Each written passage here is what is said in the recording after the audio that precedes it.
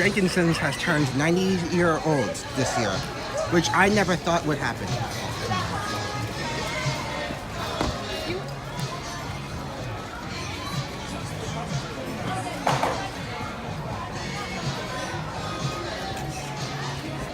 It's really interesting.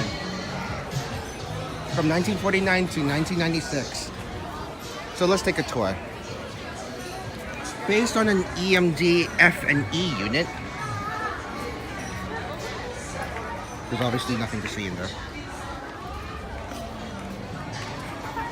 And so this is, I believe, where the conductor controls were. But I don't see them anymore. Right. And this is an example of one of the passenger cars we got to ride.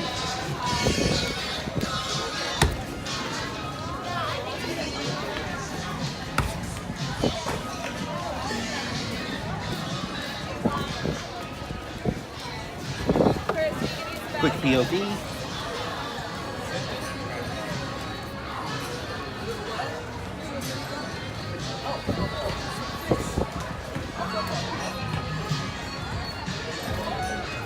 But yeah, this train is from the first, this is probably the first train that they did at Jenkinson's, and here it is today on display for the 90th anniversary.